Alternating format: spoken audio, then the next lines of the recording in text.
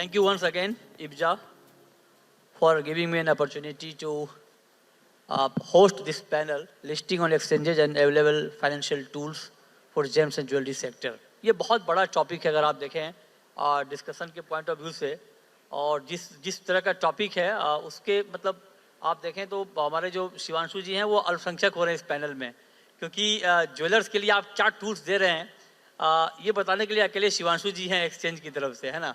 बाकी तो आपसे बहुत सारे सवाल होंगे कि आप क्या कर रहे हैं और जो कर रहे हैं क्या कितना ठीक कर रहे हैं, और जो नहीं कर रहे हैं वो क्यों नहीं कर रहे हैं।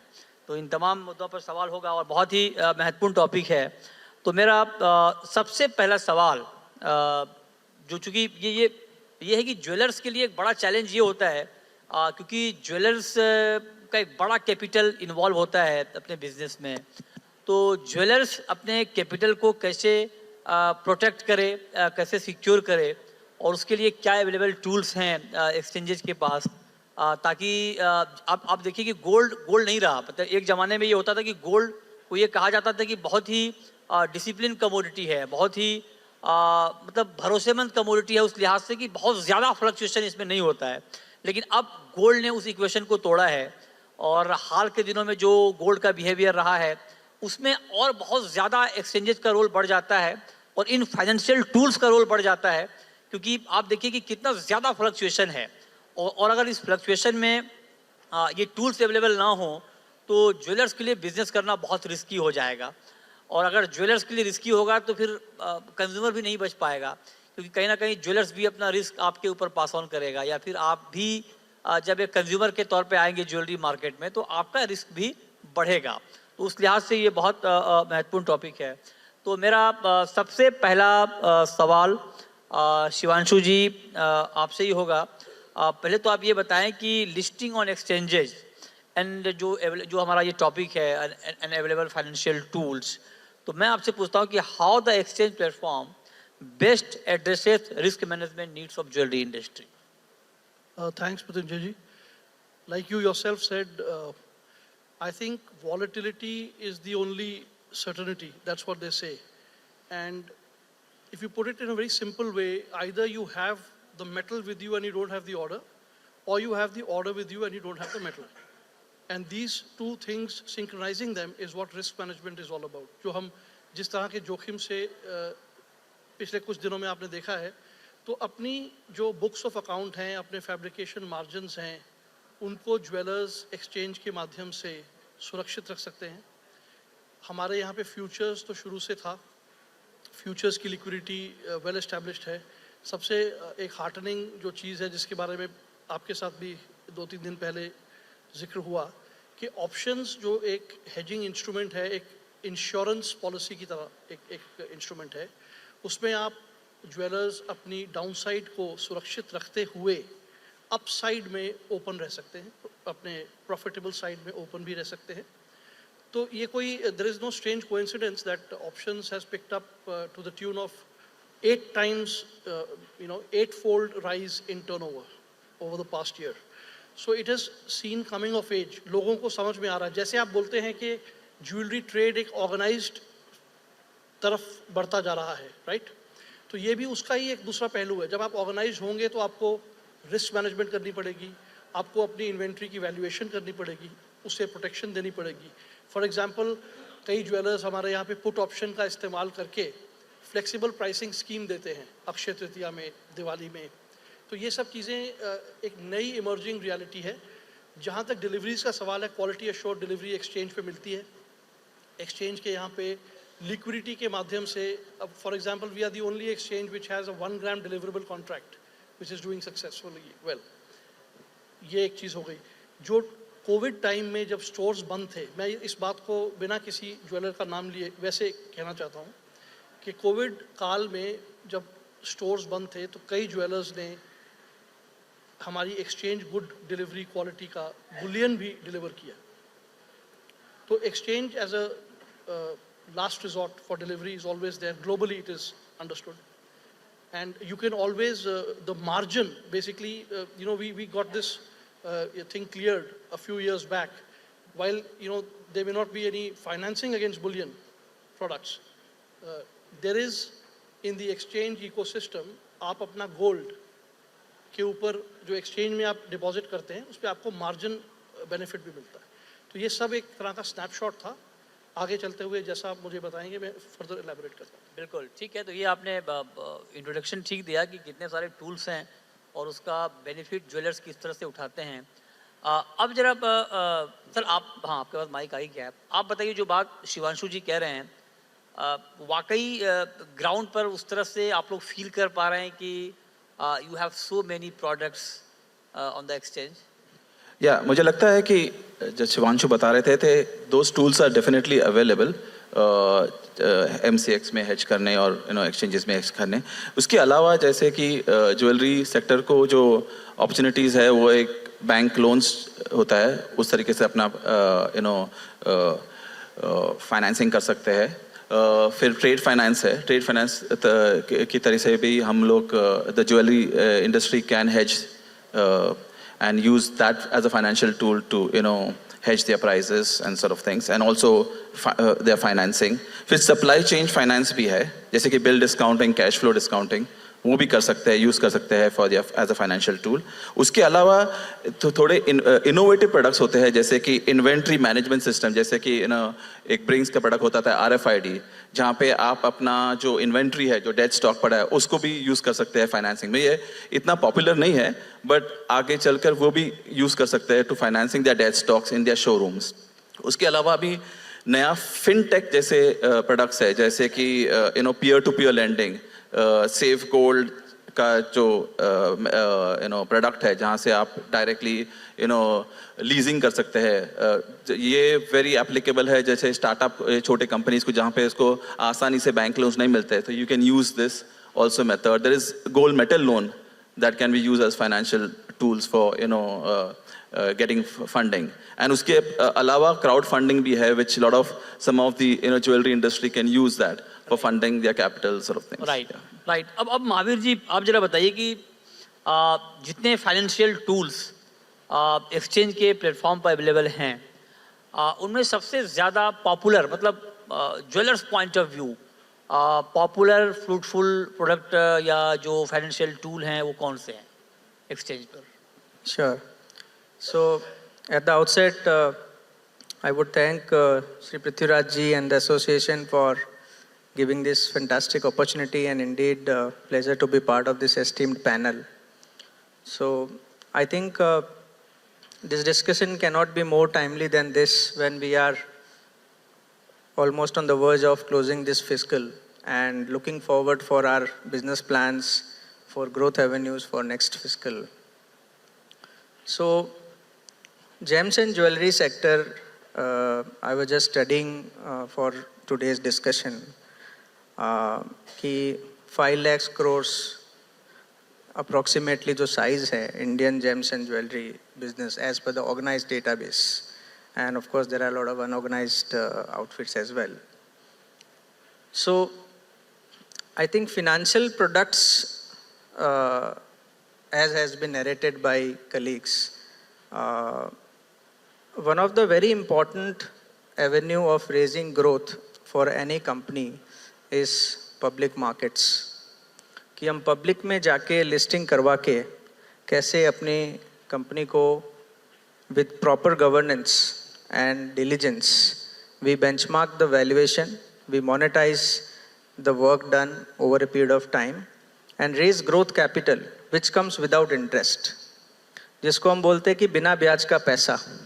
कि अगर हमको नए ट्रेंड्स के साथ में आगे बढ़ना है, अगर हमको ग्लोबल कंपटीशन के साथ खड़ा रहना है, अगर हमको नेक्स्ट लेवल पे जाना है, तो कहीं न कहीं अपने को बिना ब्याज का पैसा, इक्विटी को प्रॉपर वैल्यू करके और उससे कैपिटल बढ़ाना बहुत बहुत रिक्वायर्ड है।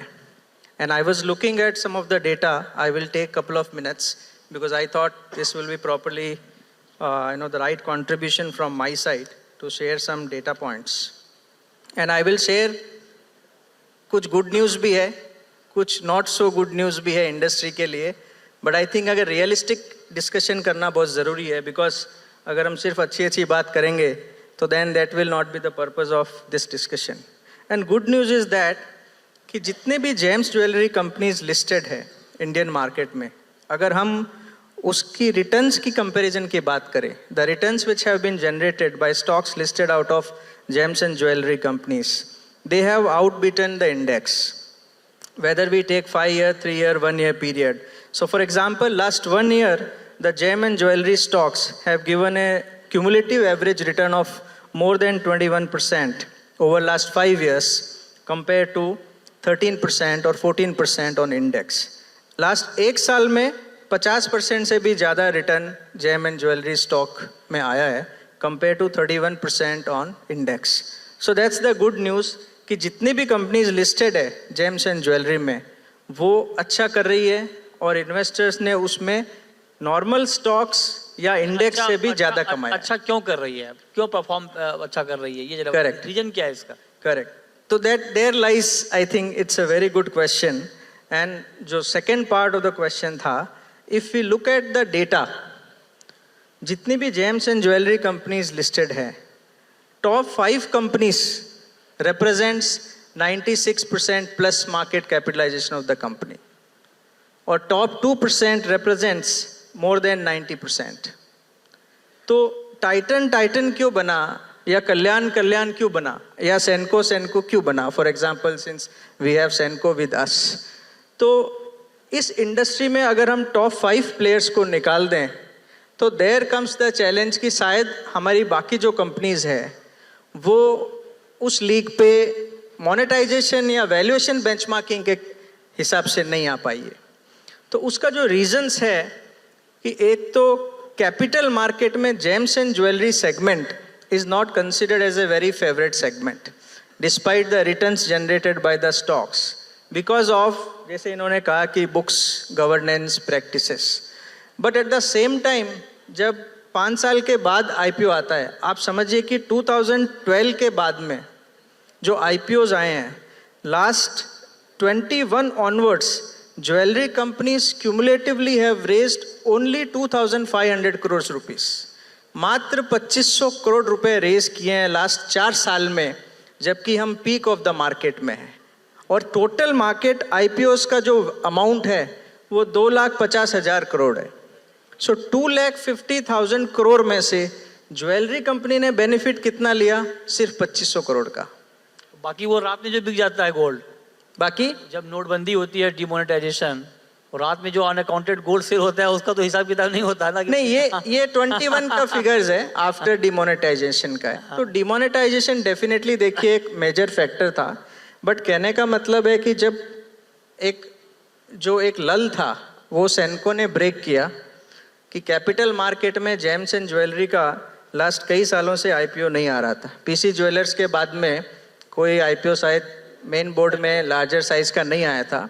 But now with Senco and couple of smaller IPOs which have come in the market, now I think it's a good time कि मार्केट भी अच्छा है, इंडस्ट्री भी अच्छी है, and now we have investors drawn back. तो इसका बेनिफिट अपने को लेना चाहिए। जो ये आप रिसर्च बता रहे हैं वो ठीक बात है, लेकिन बहुत सारे इसके दूसरे एस्पेक्ट हैं जो कि बहुत चैलेंजेस क्रिएट करते हैं। और अनसोल्ड इन्वेंट्री की जब हम बात करते हैं वो भी बड़ा चैलेंज होता है ज्वेलर्स के। जब मार्केट बहुत ज़्यादा फ्लक्चुएट होता है तो उनके सामने एक बड़ा चैलेंज होता है। चिंतन, मैं इस पर आपका व्यू जानना चाहता हूँ, चूँकि आप इन चीज़ों को और क्लाइंट से भी डील करते हैं, तो आप हमें ये बताइए कि how unsold inventories can be hedged, पहला सवाल। दूसरा ये कि जो फ्यूचर ऑप्शन की हम बात करते हैं कि ऑप्शन एक बहुत बढ़िया टूल है ज्वेलर्स के लिए, क्यों ज्वेलर्स को ऑप्शंस टूल का इस्तेमाल करना चाहिए?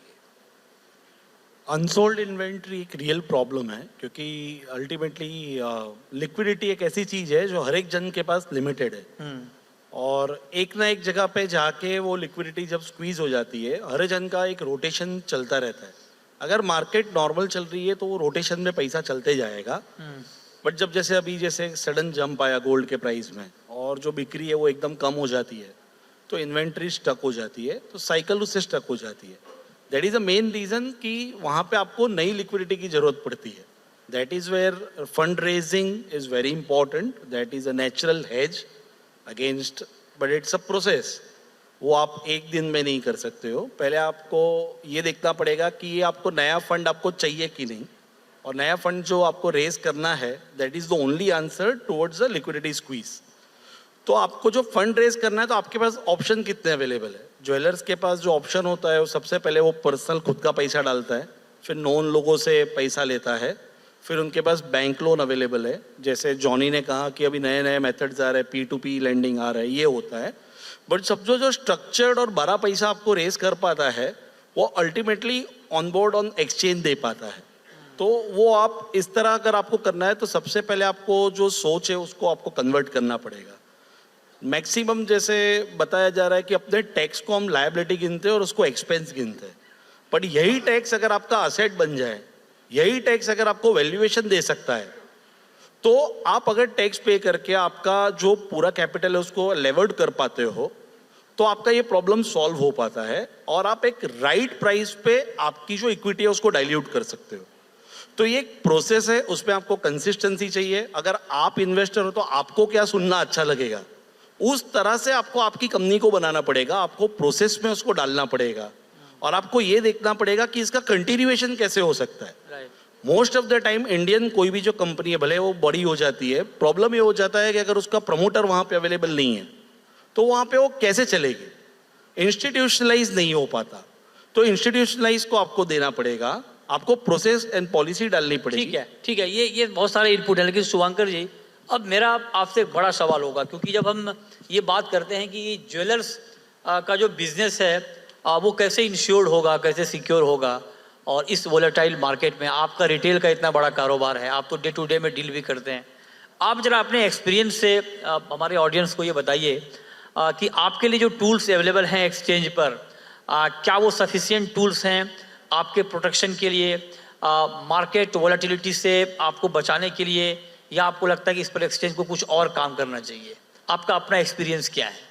देखिए, लास्ट आई वुड से 5-6 साल में मार्केट में गोल्ड प्राइस का वॉलेटिलिटी बहुत ही बहुत ज़्यादा हो गया। सो हम लोग ये जो लिस्टिंग के प्रोसेस में जा रहे थे तो एक फीडबैक हर एक इन्वेस्टर से हम लोग को आता रहा कि आपका स्टॉक्स हेज्ड कितना रहता है। So as a normal jeweller if I say कि अपना दादाजी का बात देखे या प्रीवियस जनरेशन में, there is always a thought process that gold का प्राइस जो है वो तो लॉन्ग टर्म में बढ़ता ही जाएगा। So what is the need of hedging? आप जितना क्वांटिटी मार्केट में बेच रहे हो उतना क्वांटिटी इक्विवेलेंट खरीद लो, एंड आपका स्टॉक आपका जैसा अगर 100 ग्राम है तो वो एक साल में 110 ग्राम होना चाहिए, उससे कम नहीं होना चाहिए। That is a traditional approach. But जैसे हम लोग इवॉल्व हो रहे हैं एज एन इंडस्ट्री, सो इसके लिए बहुत सारे सिस्टम्स एंड प्रोसेसेस डालना पड़ रहा है। एंड ये IPO के टाइम हम लोग और ज़्यादा देखे कि इन्वेस्टर्स का एक रिक्वायरमेंट बहुत क्लियरली था कि जैसे सर ने बोल रहे थे कि क्यों है कि कुछ ज्वेलर्स आज ज़्यादा जल्दी तरीके से आगे बढ़ पाए while the others are trying to learn from them. वो है कि आपका सिस्टम सही रहना चाहिए, हेजिंग मैकेनिज्म सही रहना चाहिए, क्योंकि ये टूल्स ऑफ एक्सचेंज के बात हो रहा है। सो गोल्ड मेटल लोन एक तरीका है जहाँ पे आप अनफिक्स्ड तरीके से गोल्ड लो तो आपको वो हेज रहता है। आप जितना जैसे बेचते जाओगे रिटेल मार्केट में या होलसेल मार्केट में, आप अकॉर्डिंगली रेट फिक्स करो और बैंक को पे कर दो, और आपको 2.5, 3.5% जो भी इंटरेस्ट रेट है उस हिसाब से आप बुलियन बैंक को दे दो। That is one method of hedging. The other method of hedging is that आप exchange में futures sell करो, आप exchange में call sell करो या put buy करो to a certain extent. So ये जो options हुआ या futures हुआ, इसको आपको यूज़ करके आपका स्टॉक्स जो रहता है, जो वॉलेटिलिटी जो रहता है, आज गोल्ड का प्राइस बढ़ रहा है, इसमें सबको अंदर से आनंद होगा, मगर कस्टमर या रिटेल एंड में मे बी उतना फुटफॉल्स नहीं हो रहा है। तो how do you ensure that इस प्राइस बढ़ रहा है तो इसका आप किस तरीके से आपका स्टॉक को हेज करोगे? तो तब MCX हुआ, NSE हुआ, अभी NSE का उतना नहीं काम हो रहा है, MCX में ज़्यादा काम हो रहा है। So you are using those platforms. अभी इसमें चैलेंजेस क्या है कि लिक्विडिटी का, फ्यूचर्स बहुत ही अच्छे तरीके से मैच्योर्ड हो गए हैं, ऑप्शंस लोगों को और नॉलेज देना पड़ेगा। हम लोग एज अ ऑर्गेनाइज प्लेयर 3-4 लोगों को रख दिया, उसको ट्रेनिंग दिया कि ऐसा ऐसा होना चाहिए, and they are using the tools. So इस हिसाब से आई थिंक जैसे जैसे होना चाहिए। फिर जैसे सर बता रहे थे, कस्टमर्स को बेनिफिट कैसे करवाओगे? आप पुट बाय करो।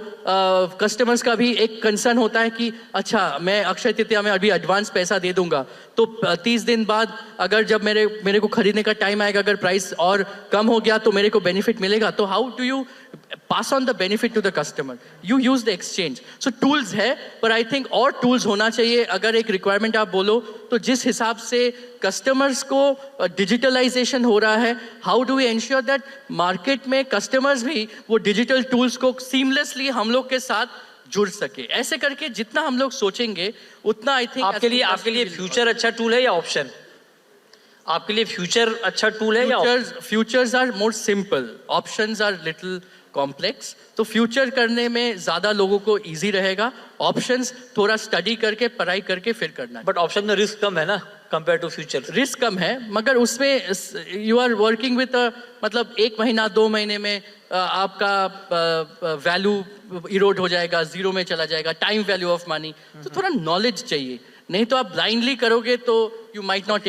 फ्यूचर बिना नॉलेज के काम चल जाएगा. फ्यूचर में more of macro economic fundamental. आप देख रहे हो कि चलो ठीक है, जियोपॉलिटिकल ये टेंशन हो रहा है, फेड का ये इंटरेस्ट है, उसके ऊपर आप आधार में चलो तो आपका फ्यूचर्स में आप एक डिसीजन ले पाओगे. मगर ऑप्शंस में उसके बियॉन्ड में थोड़ा मैथमेटिक्स, स्टैटिस्टिक्स इसका जरूरत है. ठीक है अमित जी, चूंकि जब हम ज्वेलरी इंडस्ट्री की बात करते हैं या फिर पूरे कमोडिटी सेक्टर की बात करते हैं तो हेजिंग एक बड़ा टूल है. और हेजिंग को लेके बहुत बात होती है कि हेजिंग करना चाहिए. आप किसी भी कमोडिटी में जाएं, उस पॉइंट ऑफ व्यू से छोटे ज्वेलर्स को, बड़े ज्वेलर्स बड़े इक्विप्ड होते हैं, उनके पास रिसोर्सेज बहुत होते हैं, वो समझ लेते हैं कब क्या करना है. लेकिन जो दूर दराज के इलाकों में ज्वेलर्स बैठे हैं, उनके पास भी इन्वेंट्री है, और जब मार्केट बहुत ज़्यादा फ्लक्चुएट होता है, वोलेटाइल होता है, तो उनका रिस्क भी बढ़ जाता है. तो उनके लिए आप क्या कहेंगे? उनको हेजिंग का मैकेनिज्म कैसे अडॉप्ट करना चाहिए, कैसे हेजिंग करनी चाहिए, हेजिंग से उनको क्या फ़ायदा है, हेजिंग क्यों करना चाहिए? हेजिंग 2004 के बाद चालू हुई है. उससे पहले हेजिंग पॉसिबल ही नहीं थी क्योंकि ऑर्गेनाइज एक्सचेंजेस ही नहीं थे. और ज्वेलरी मार्केट, बुलियन मार्केट या ये प्रेशियस मेटल मार्केट्स तो ईयर्स टुगेदर चल रहे हैं. आज 200 साल पुराने अगर बिजनेस हाउसेस है, ज्वेलर्स है, तो how they have survived till 2004? That is a question. आपका काम तो खत्म हो गया. शिवांशु जी कह रहे हैं 2004 से पहले हेजिंग नहीं था, फिर भी काम चल रहा था. I am not wrong. नहीं, ठीक है. So it's a knowledge-based market, knowledge-based industry. 99% I will say, you need to apply your own mind. And one नहीं, person. ये आपने एक अच्छी बात कही कि 2004 से पहले कोई टूल था नहीं, एमसीएक्स नहीं था, तो हेज कहाँ होता. तो आप जरा बताइए उस समय कैसे रिस्क मैनेज होता था? एग्जैक्ट. तो जैसे सर ने बताया कि 100 ग्राम का मेरा सोना है ओपनिंग ईयर में, तो क्लोजिंग ईयर में 110 ग्राम होना चाहिए. तो जितना बेचा उतना लिया, जितना बेचा उतना लिया. There was more of the. करते हैं क्या? हाँ, ये बड़ा मैं बहुत सारे लोगों से सुनता हूं. ये अभी होता है क्या? करते हैं, छोटे ज्वेलर्स सभी करते हैं. सब करते हैं. They don't take risk, they purchase immediately whatever they sell. अच्छा, कंज्यूमर के मन में कई बार क्या होता है कि पता नहीं इन्होंने किस भाव पर गोल्ड खरीदा होगा, लेकिन हमें तो करंट मार्केट प्राइस पर बेच रहे हैं. And if they are not doing that, that means they are entering into speculation. हाँ. कि मैंने आज बेचा है, बहुत ऊपर के भाव में बेचा है, कल सुबह तक वेट करूंगा, भाव नीचे आएगा, मेरा प्रॉफिट बढ़ जाएगा. So for that additional profit they might be entering into speculation. Speculation में if you are not entering, you will be earning the making charges, and at the end you are going to have accounting of your quantity rather than value, because value is changing from minute to minute. So value के हिसाब से चलना है तो 50,000 भी होता है, 60,000 होता है, वापस 52,000 होता है, वापस 65,000 होता है. तो this zigzag is going on years together. लेकिन if you maintain your quantity, ultimately you want to trade in the quantity, not in the rupee. आपके पास कितना सोना लगा हुआ है शोकेस में, उसके हिसाब से आप सोना बेचने वाले हैं और वापस उसको रिप्लेस करने वाले हैं. प्राइस तो चलती रहेगी, जो प्राइस में बेचोगे वो प्राइस में लोगे, तो there is no price risk. मैं खिलाफ नहीं हूँ एक्सचेंजेस के, मैं खुद हेज करता हूँ एमसीएक्स पे, लेकिन it requires a deep knowledge. वो डीप नॉलेज कैसे आएगा? ये खुशबू आप बताइए, ये जो डीप नॉलेज की बात हो रही है, तो डीप नॉलेज तो आप ही लोग देंगे ना, कैसे कहाँ से आएगा? Sir, what I truly believe, like Modak sir also said, you have to play safe. So deep knowledge, definitely, if you're doing it as a separate parallel business, then you'll be able to monitor day to day what you've hedged, what you're against, what you're selling it back, what are you doing. But what we suggest and what we practice also in the near future also is you should hedge maybe 20% of your inventory in the gold business if you're doing day-to-day gold. Why only 20%? Is that you're playing safe, you're playing well, you're in the business but not outlined. You're focusing on both the businesses but not too deeply also. Okay, so do you think these tools are giving jewelers access of broader market? Do you Access of, sorry? broader market? Broader market, yes, definitely. The tools are important because, you know, we're in this business of, it's commodity exchange, it's like a gamble also. It's where, Gamble? yes, you're Gambling thinking. करते हैं sir आप? Gambling करते हैं, कहना commodity exchange is gambling also. It's how you take it, but it should be calculated risk. It is a calculated risk, and that's how it should be. And that's what we all are practicing here. Okay fine. अब शिवांशु जी एक बात बताइए, क्योंकि आप तो jeweller से भी interact करते हैं, आप जरा बताइए कि अभी अगर मैं आपसे, आपने अगर कोई रिसर्च किया हो, अगर आप बता पाएँ कि जो हमारे देश में ज्वेलर्स हैं, पता नहीं कि नंबर्स ऑफ ज्वेलर्स क्या हैं, लेकिन जो भी हैं, क्या कोई डेटा है आपके पास कि आप ये बता पाएँ कि कितने ज्वेलर्स हैं परसेंटेज टर्म में कि वो एक्सचेंज के प्लेटफॉर्म का इस्तेमाल करते हैं?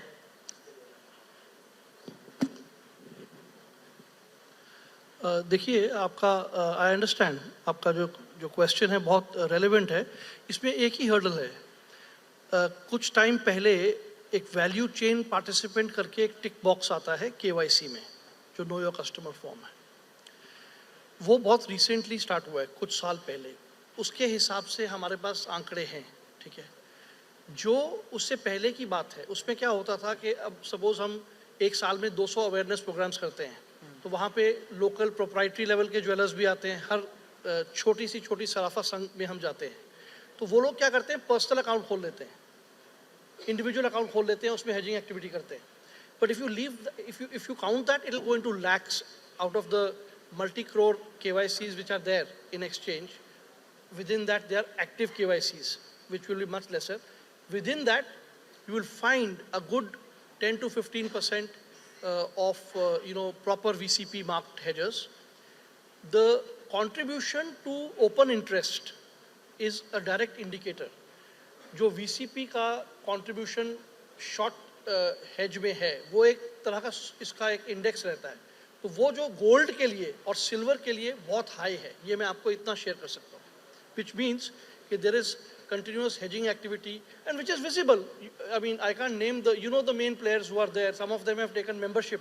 नहीं, यही मेरा पूछने का मकसद यही था आपसे कि ऐसा तो नहीं कि जो आपके फाइनेंशियल टूल्स हैं, those tools are only for big jewellers, या फिर बड़े ज्वेलर ही उसका फ़ायदा उठा रहे हैं.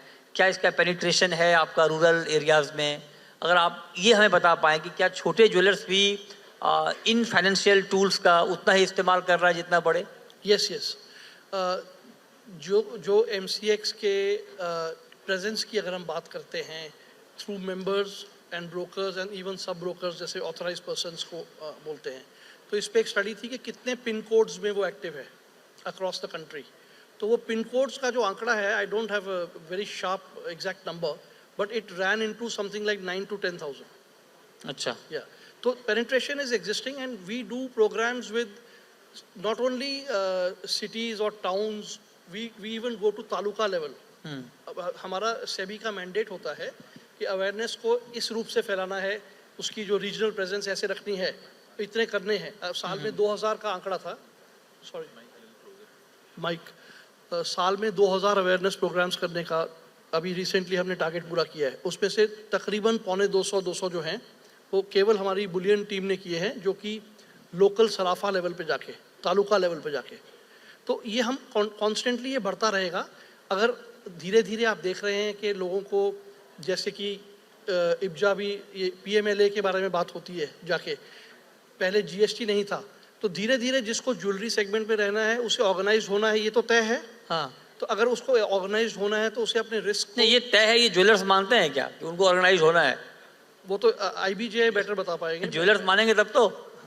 नहीं, मुझे लगता है कि जो मान रहे हैं उनका नाम काफ़ी ज़्यादा आगे बढ़ रहा है. मैं ऐसा ऑर्गेनाइज्ड वर्सेस अनऑर्गेनाइज्ड, नहीं, ठीक है, ये आपके बात. मैंने आपसे इसलिए पूछा क्योंकि आप देखिए कि हॉलमार्क कई ज़िलों में मतलब मैंडेटरी हो गया है, मुंबई में तो सबसे पहले राउंड में ही हो गया था, लेकिन अभी भी मुंबई के कुछ पॉकेट्स में बिना हॉल मार्किंग की ज्वेलरी बिकती है। इसीलिए मैंने पूछा कि क्या ज्वेलर वाकई ऑर्गेनाइज होना चाहते हैं या इसमें दिक्कत आ रही है उनको। Can I add something? जाजी जो organized है वो ही टिकेगा. So I don't think it's a question about वो चाह रहा है कि नहीं चाह रहा है. If he wants to sustain, if he wants to build a name, he's definitely going to get organized. नहीं, That's उनको for तो sure. लगता है कि मैं बिना ऑर्गेनाइज हुए सस्टेन कर रहा हूँ लंबे समय से। सर वो तो तो कर ही क्या लेगा sustain। वो कोई बात ही नहीं हुई. वो रहेगा और करेगा और ये hedging एक ऑप्शन भी है जिससे वो प्रॉफिटेबिलिटी भी बढ़ाएगा उसका. So it's all a good game. It's all part of the deal. Okay, yes sir, हाँ। See, Maybe if I can- ma'am का एक पॉइंट था पहले. If I can add, yeah, it's a after very you. important point. Organize होना चाहते हैं कि नहीं होना चाहते वो तो शायद players will tell you more. But मैं एक फ़ायदा ज़रूर बताना चाहूँगा because ये बहुत ही important question है and I will seek attention of all कि अगर हम एक साल में 10 करोड़ के प्रॉफिट का टैक्स प्लानिंग करते हैं तो we save 2.5 crore of tax assuming we are at a full tax rate of 25%.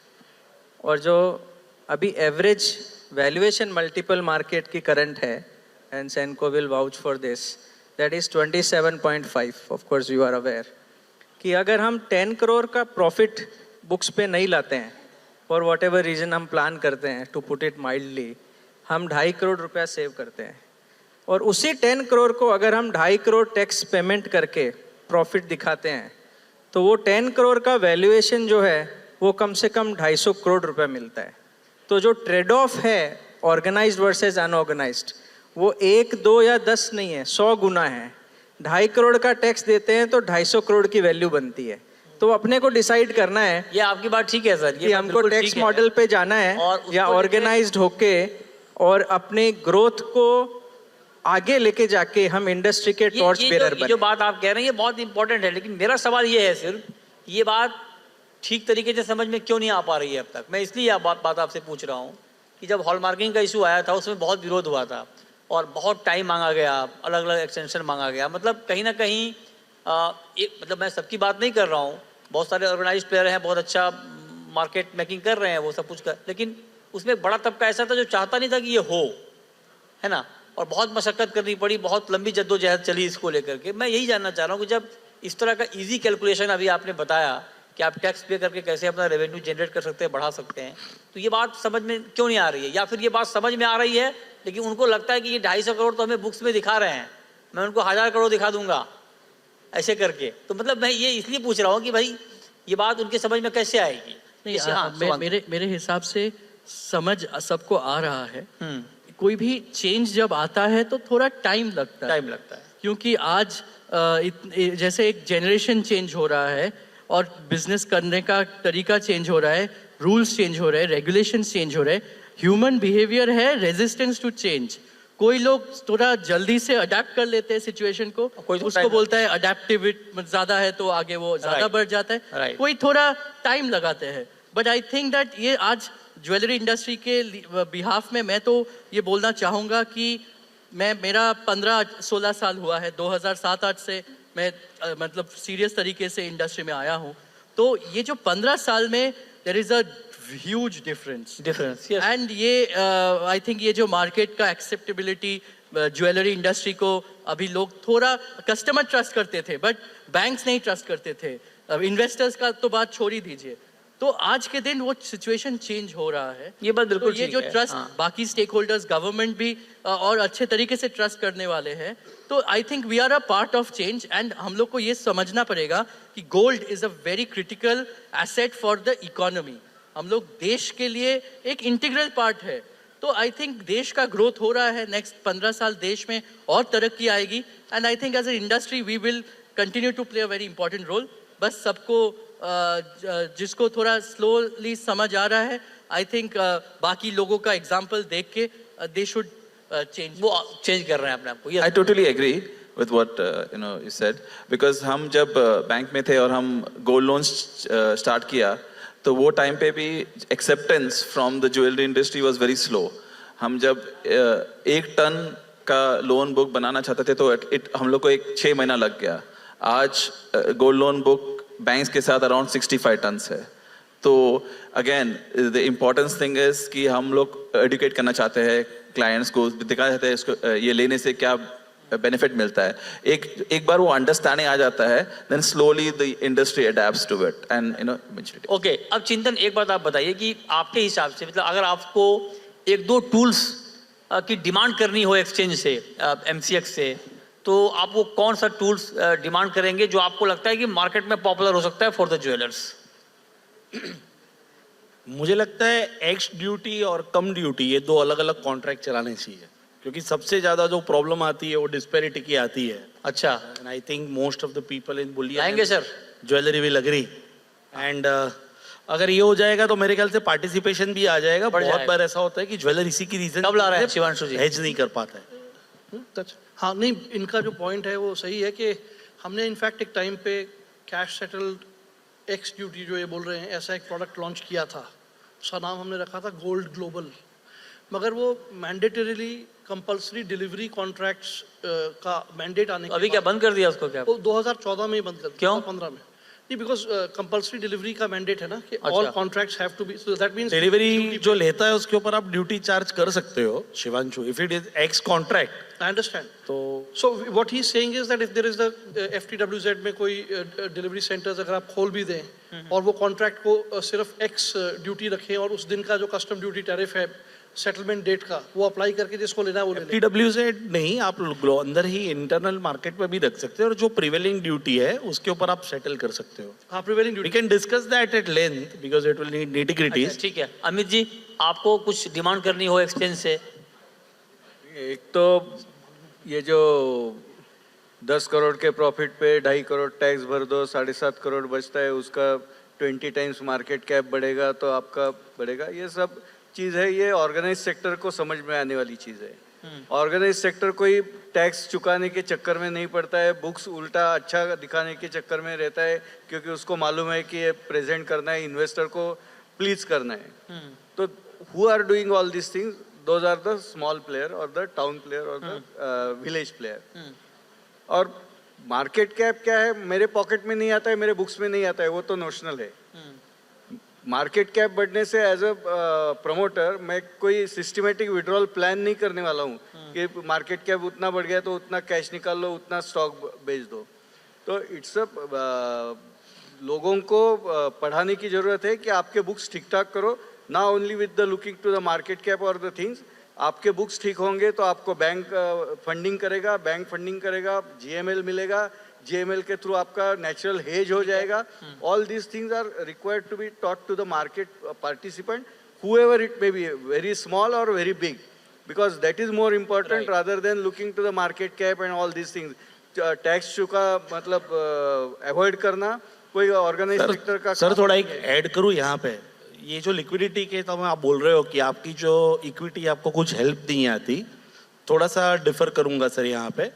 आपकी जो इक्विटी और आपके जो वैल्यूएशंस हो जाते हैं तो आप आपकी इक्विटी को प्लेज रख के बैंक के साथ, ब्रोकर के साथ टेम्पररी लिक्विडिटी प्रोवाइड कर सकते हो, and which can be very critical at the time when liquidity is squeezed. तो ऐसा नहीं है कि उससे हेल्प नहीं होता सर. हम तो खुद आईपीओ के प्रोसेस से गए और जब लिक्विडिटी के आपके क्राइटेरिया एक्सचेंज के ऊपर आप मीट कर जाते हो तो टेम्पररी लिक्विडिटी डेफिनेटली क्रिएट हो जाती है सर. ओके, ठीक है. That is not taken positively by the market. If you are pledging your equity and raising the money, that means it's a negative sign actually. Okay, Khushboo, आप ये बताइए कि what are the challenges before all the available products on the exchange platform? उनके सामने challenge क्या है? क्योंकि अभी भी जो पेनिट्रेशन है वो उस तरह से नहीं हो पा रहा है. तो जो ज्वेलर नहीं आ रहे हैं एक्सचेंज के प्लेटफॉर्म पर, उनके मन में क्या दुविधा है, क्या हेजिटेशन है कि वो बच रहे हैं हेज करने से या फ्यूचर एंड ऑप्शंस के टूल को अडॉप्ट करने से? सर, सालों साल से जैसे सबने बताया गोल्ड तो बढ़ रहा है.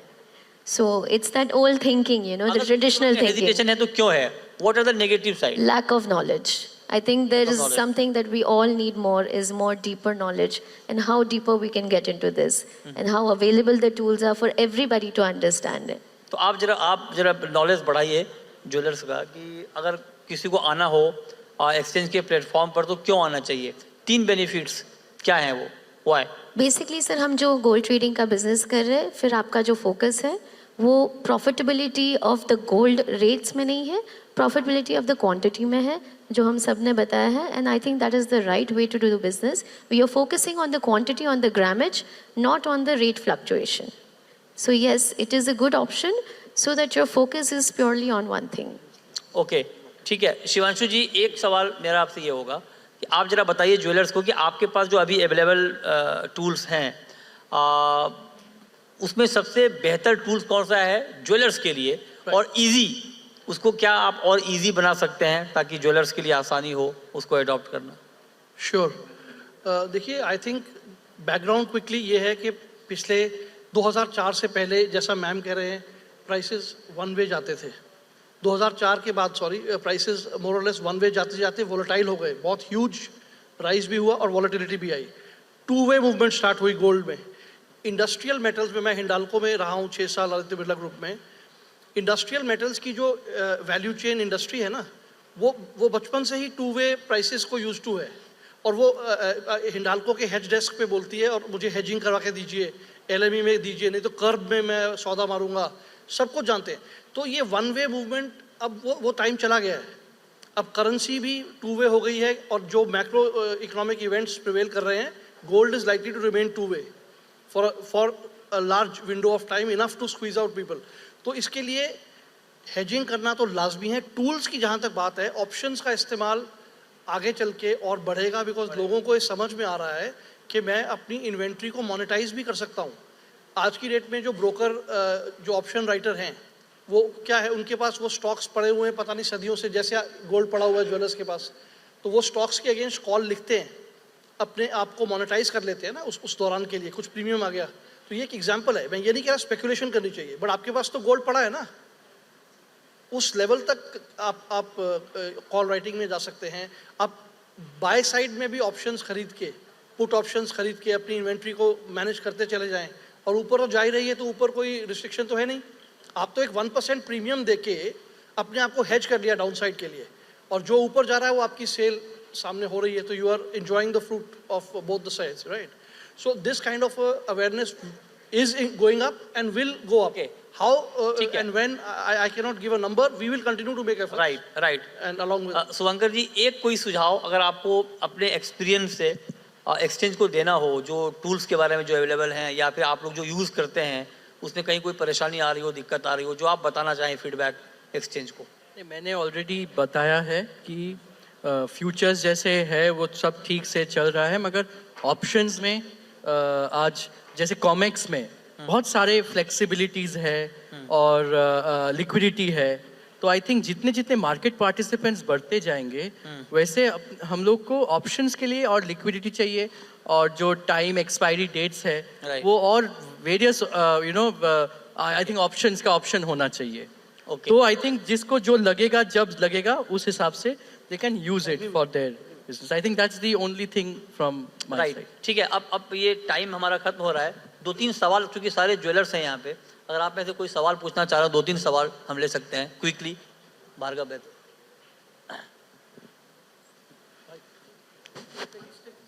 सर ये लीजिए.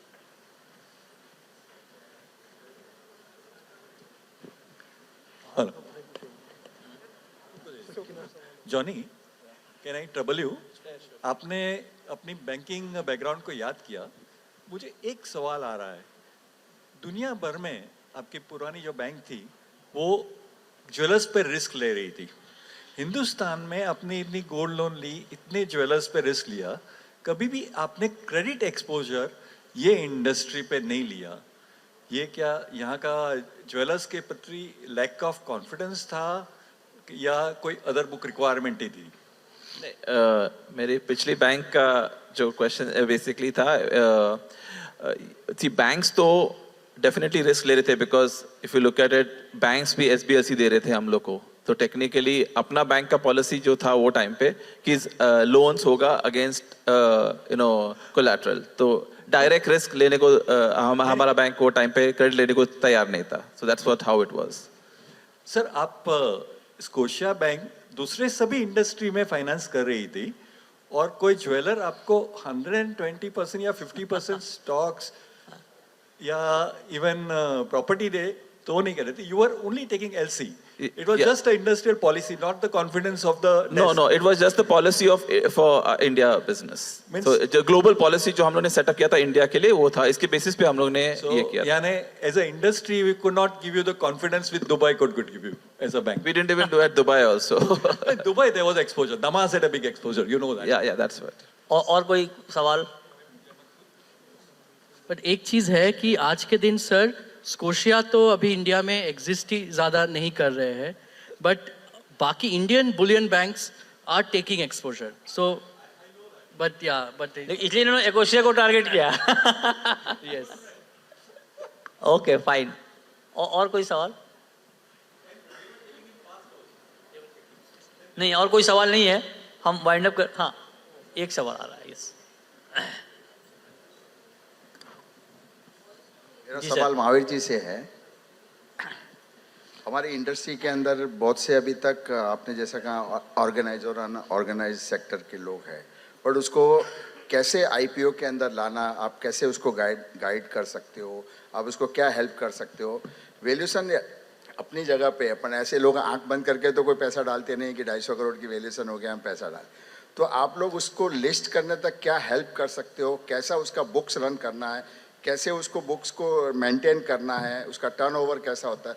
देखिए टर्नओवर बुक्स में और अबव द बुक्स बहुत ज़्यादा होता है, तो उसको कैसा स्ट्रीमलाइन करने का. टैक्स पे करने में कोई दिक्कत नहीं है, बट हर साल वो टैक्स हमको उतना प्रॉफिट होना ज़रूरी है. हमारे बिजनेस में इतना अप एंड डाउन होता है कि हम लोग बुक्स को मेंटेन नहीं कर सकते. स्टॉक मार्केट में आपका कोई भी प्रोडक्ट होता है, आज हमारा जैसे अभी क्लोजिंग इतना ऊपर हो गया तो टैक्सेशन एकदम हाई भरने को आ जाएगा, बट वो एक्चुअल सेल नहीं है हमारा. कल उठ के अगर 60,000 हो जाता है गोल्ड तो फिर टैक्सेशन का स्लैब डाउन हो जाता है. तो इसमें अप एंड डाउन बहुत होता है. तो हम लोग को उसको कैसे आप हेल्प कर सकते हो उसको मेंटेन करने की. सर आपने बहुत भारी सवाल पूछा है. ये अपने आप में एक सब्जेक्ट है और मैं ट्राई करता हूँ कि मे बी 1 मिनट में कैसे इसका बेस्ट आंसर कर सकते हैं. सर एक जो सबसे बड़ा जो कॉन्फिडेंस है कि मार्केट में जो कंपनीज़ है जेम्स एंड ज्वेलरी सेगमेंट में उन्होंने अच्छा रिटर्न दिया है. तो इन्वेस्टर्स एक जो क्वेश्चन भी था कि कॉन्फिडेंस कैसे आए, तो investors are in lookout for new stocks कि नए सोच के साथ नए बिजनेसेस कौन मार्केट में आ रहे हैं. मेरे को कहीं ना कहीं लगता है कि ये फियर ऑफ अननोन या एक एप्रीहेंशन जिसको बोलते हैं वो शायद ज़्यादा है, बट रियलिटी समथिंग डिफरेंट है. मार्केट वेलकम करेगी कोई अच्छा स्टॉक अच्छा बिजनेस आता है तो. और रही बात प्रैक्टिसेस की, बुक्स की और टैक्सेस की, तो बिलीव मी ऐसा कोई इंडस्ट्री नहीं है जहाँ पे सब कुछ परफेक्ट हो. शायद हमको लगता है कि हमारे पास ऐसी ज़्यादा है, बट वर्किंग अक्रॉस सेक्टर्स मैं इतना ज़रूर कह सकता हूँ कि ये हर इंडस्ट्री की हर बिजनेस की कॉमन स्टेट ऑफ अफेयर्स रहती है कि क्योंकि जब क्लोजली हेल्ड कंपनीज रहती है, अनलिस्टेड कंपनीज रहती है, फैमिली ओन्ड बिजनेस रहते हैं, अलग अलग एंटिटीज़ है, various type of family businesses है, तो ये ऐसा नहीं है कि खाली आपकी इंडस्ट्री में या जेम्स एंड ज्वेलरी कंपनीज के लिए यूनिकनेस है. ये हर कंपनी हर इंडस्ट्री की कहानी है. तो प्लीज़ आप इसको ऐसा मत सोचिए कि शायद हमारे लिए यूनिक प्रॉब्लम है. This is not a problem at all. And there are cases in the past जहाँ पे प्रॉफिट 1 करोड़ 50 लाख 25 लाख बुक्स में है, and we have significantly worked with the companies पूरी हैंड होल्डिंग के साथ में, और आज उन्हीं कंपनीज की 2-3 साल में प्रॉफिट्स 20 करोड़ 30 करोड़ 40 करोड़ है. तो ऐसा नहीं है कि वो 1 साल या 2 साल में 1 करोड़ से 20 करोड़ उन्होंने अर्न किया है. वो शायद पहले भी प्रॉफिट उतना ही था. इट जस्ट दैट कि उसको हमने स्ट्रीमलाइन कराने में हेल्प करी, and today they are growing very well. जो सर ने भी एक क्वेश्चन किया कि मार्केट कैप मत देखो, आइडिया ये नहीं है कि मार्केट कैप आप देखो, प्लेज करो प्लेज नहीं करो, वो ऑप्शंस है. बट क्वेश्चन ये है कि आज लेट्स से मैं थोड़ा स्टडी भी कर रहा था कि 4% ऑनलाइन सेल्स है इंडस्ट्री का, which is estimated to be 28 to 30%. कि अगर 30% ऑनलाइन सेल्स नेक्स्ट 2 से 3 साल में आने वाली है तो कितने बड़े डिसरप्शन के सामने हम खड़े हैं. हॉलमार्किंग की जैसे बात हुई, क्वालिटी की बात हुई, तो अपने इंडस्ट्री में लीडर्स बैठे हमारे सामने जिन्होंने एक टाइम के पहले ये सब इनिशिएटिव लिया और आज वो इंडस्ट्री को एक लेवल पे लेके जाने में कामयाब हुए. तो अगर हम ग्रोथ कैपिटल नहीं लेंगे, अगर हम अपने को ऑर्गेनाइज करके मार्केट में नहीं जाएंगे, तो ये जो कंसंट्रेशन है कि top 5 players are having 95% of market capitalisation, तो ऐसा क्यों कि 5 player 95% of the industry's market cap लेके बैठे, ये सही नहीं है। और इसका मतलब क्या है कि कहीं ना कहीं हम सब, हमारे ऊपर भी हमारे भी कैपेबिलिटी है, हमारी बैलेंस शीट्स भी वैसी बन सकती है।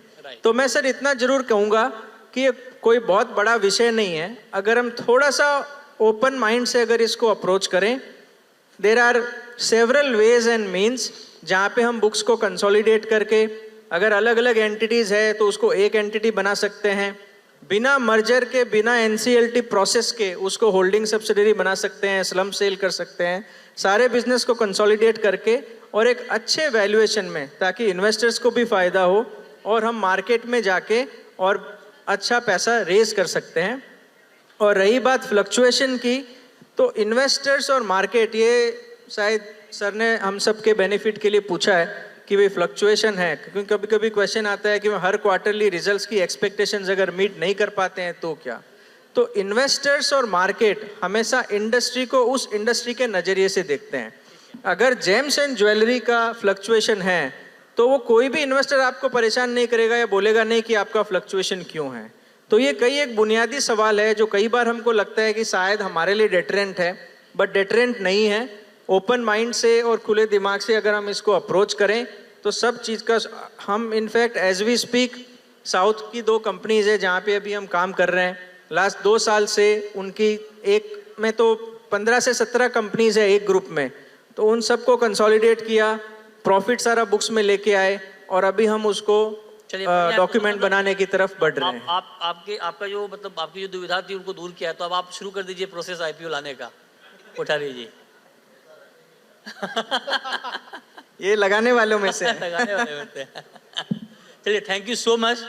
बहुत ही बेहतरीन पैनल डिस्कशन के लिए आप लोगों ने बहुत अच्छे इनपुट्स दिए हैं और उम्मीद करते हैं कि आने वाले दिनों में जो फाइनेंशियल टूल्स ज्वेलर्स के लिए हैं एक्सचेंज के प्लेटफॉर्म पर, वो और बेहतर होंगे और अच्छे टूल्स आएंगे और ज़्यादा से ज़्यादा ज्वेलर्स इन टूल्स का फ़ायदा उठाएंगे, ताकि जो ऑर्गेनाइज्ड सेक्टर की बात हम कर रहे हैं कि धीरे धीरे ये ज्वेलरी सेक्टर ऑर्गेनाइज्ड हो रहा है, वो और जल्दी से हो, यही उम्मीद करते हैं। Thank you so much.